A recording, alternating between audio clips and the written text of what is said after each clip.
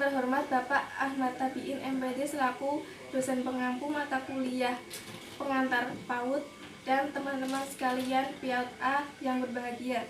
Kami dari kelompok 11 akan mempresentasikan hasil diskusi kami yaitu tentang pembelajaran STEM pada anak yang disusun oleh satu Mutriatul Inayah NIM 2419027, yang kedua Nailatul Iza NIM 2419034, yang ketiga Leli Putri Utami NIM 2419041. Di video ini kami dari kelompok 11 akan menjelaskan tentang pembelajaran STEM pada anak. Untuk teman-teman, silahkan bisa menonton video ini sampai selesai. Jika belum paham, bisa ditanyakan di kolom komentar.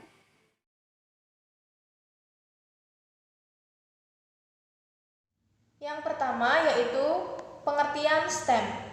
STEM adalah sebuah singkatan untuk Science, Technology, Engineering, Art, and Mathematics, atau Science, Teknologi, Teknik, Seni, dan Matematika.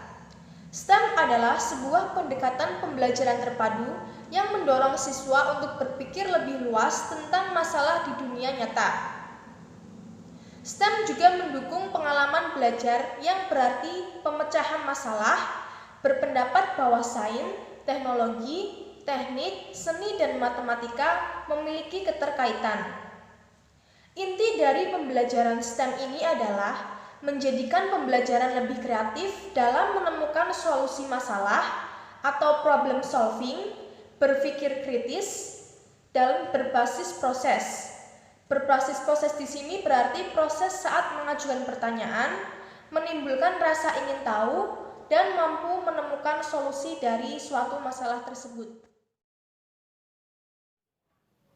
Untuk poin yang kedua adalah aktivitas tim dalam kelas.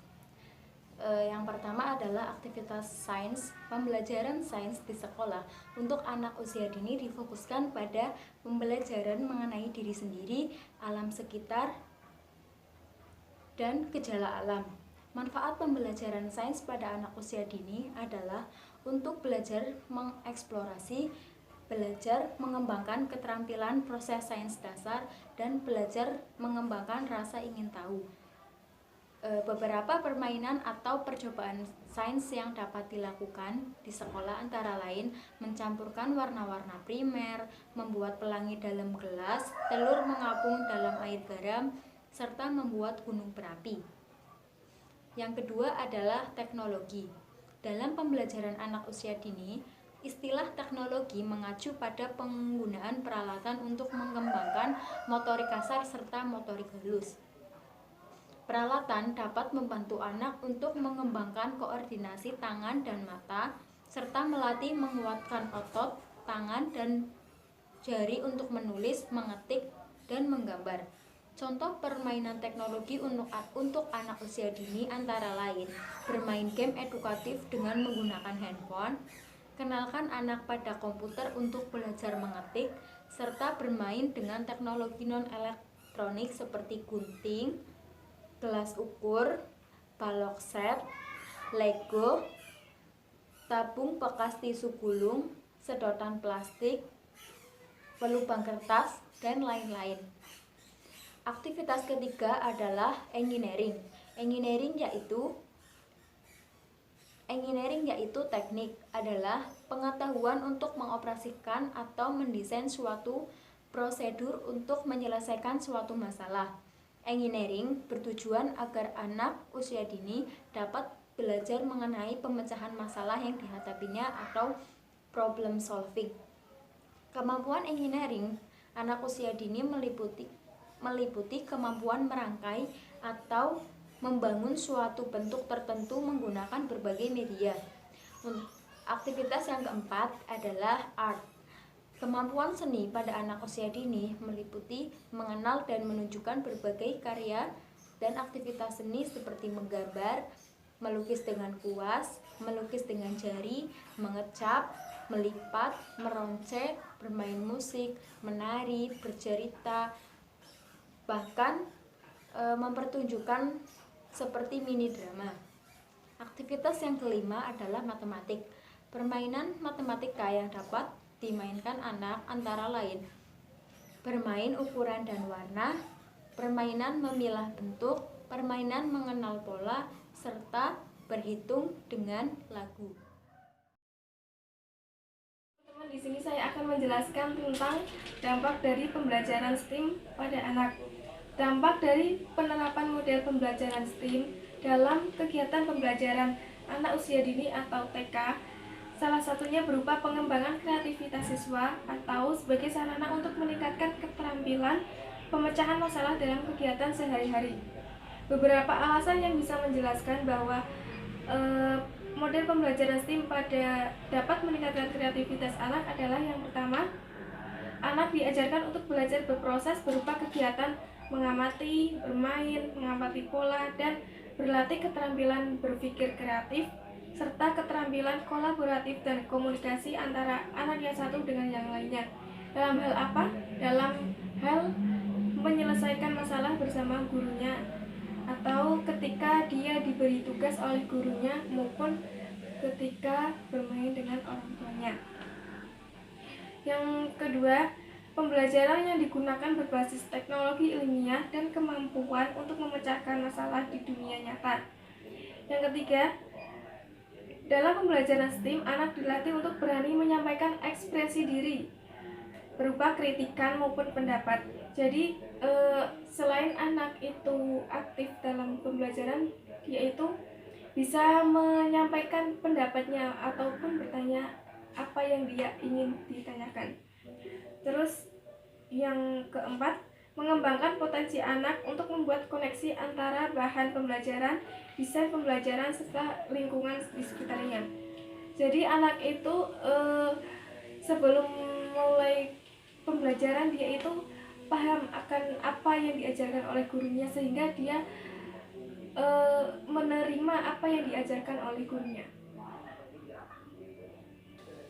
Dan yang terakhir yaitu yang kelima, anak-anak yang belajar di dalam kelas dengan menggunakan metode STEAM tidak mengetahui bahwa mereka akan menemukan berbagai informasi yang tumpang tindih, sehingga adanya hal ini anak akan menuntut anak untuk berpikir kreatif dan kritis terhadap hal-hal baru yang diterima oleh anak. Jadi ketika pembelajaran misalnya dia itu kurang paham atau ada beberapa penjelasan guru yang bertumpang tindih, jadi anak itu kurang paham betul, sehingga anak itu muncul pertanyaan-pertanyaan yang tidak ada di dalam pikirnya, sehingga dia mampu menyampaikan pertanyaannya maupun pendapat yang belum ia pahami.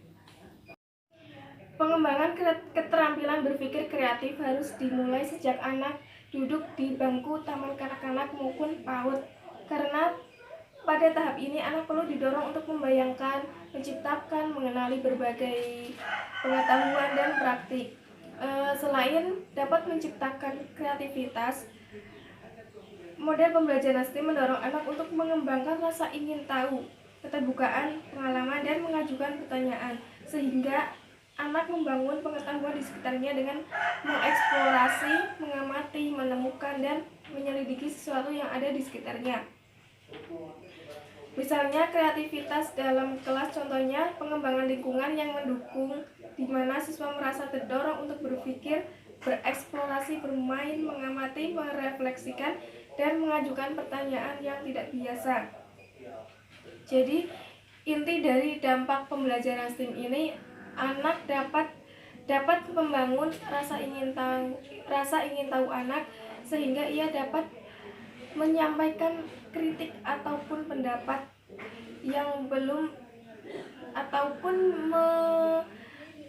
menyampaikan pertanyaan yang belum ia ketahui, dan ia dan ia lebih berkreatif dalam berpikir, sehingga